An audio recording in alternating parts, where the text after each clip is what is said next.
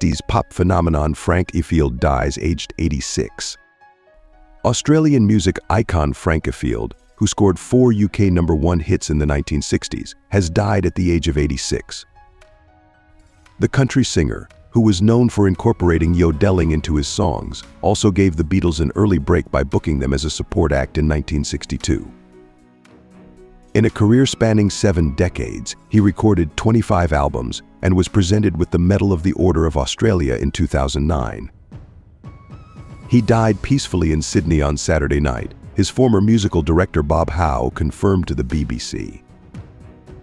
Ifield was born in Coventry, England, in 1937 to Australian parents.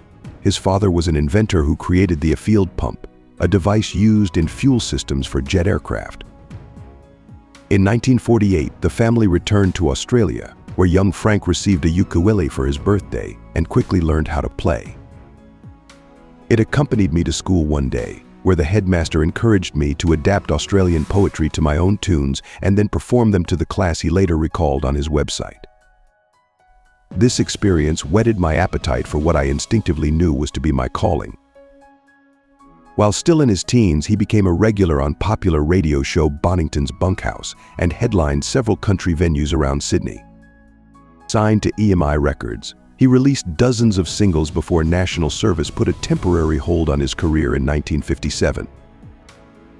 After demobbing, he traveled back to the UK, where he quickly became a household name. He scored his first #1 in 1962 with a cover of I Remember You, originally written by US songwriter Johnny Mercer about his love affair with Judy Garland.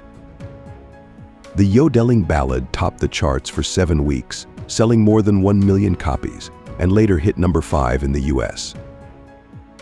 Ifield's success was quickly followed by the songs Lovesick Blues 1962 and Wayward Wind 1963, making him the second ever artist, after Elvis Presley, to score 3 consecutive #1 singles in the UK. It was around this time that he met the Beatles manager Brian Epstein while playing at the Liverpool Empire, which led to the band appearing free of charge at Ifield's show at the Embassy Cinema in Peterborough in December 1962. He later released a compilation album in the US called Jolly What, featuring 8 of his songs paired with 4 early Beatles singles. However, the popularity of the Merseybeat sound and the new wave of British rock and roll quickly made Ifield's classic pop seem dated.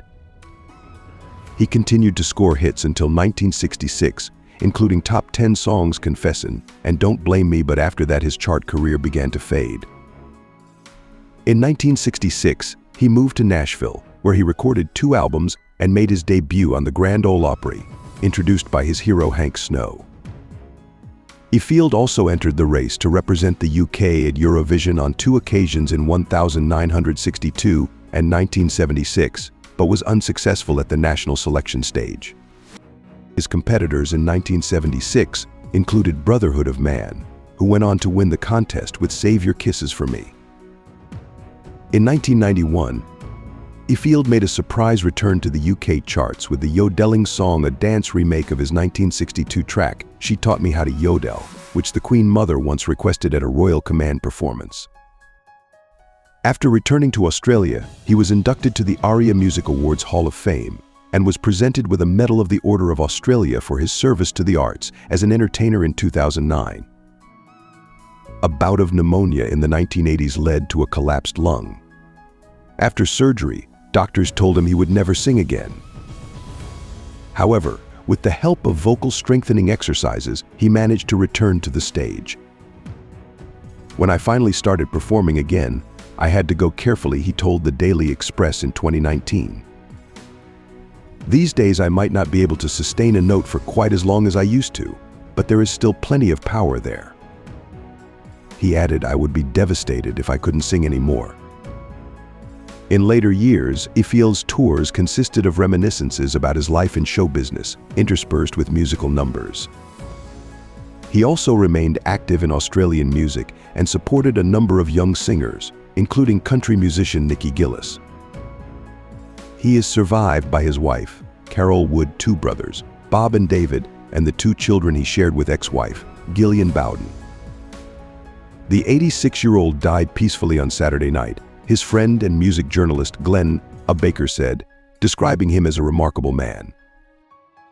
The legendary star achieved major international success during his heyday, managing to score 4 UK #1 hits during his career. He was best known for this classic single "I Remember You" was most well known thanks to a performance in the movie The Fleet's Inn. The track has long been rumored to have been written about writer Johnny Mercer's affair with Judy Garland. He was inducted into the Australia Roll of Renown in 2003 and the ARIA Hall of Fame in 2007.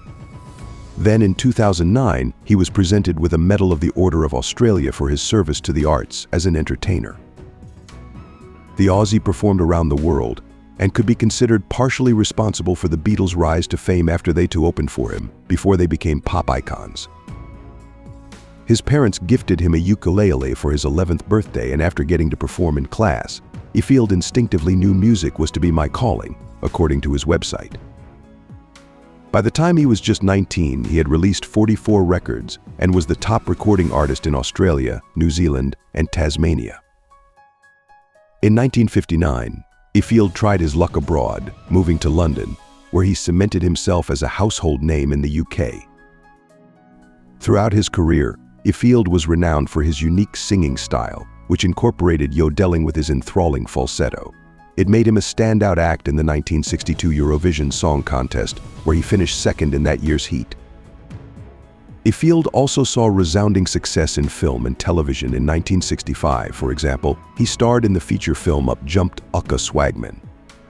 He also led 2 half-hour TV specials, The Frank Ifield Show 1964 and Frank Ifield Sings 1965, and appeared on a slew of established programs like In Melbourne Tonight, Top of the Pops, Celebrity Squares, and Spick Specs.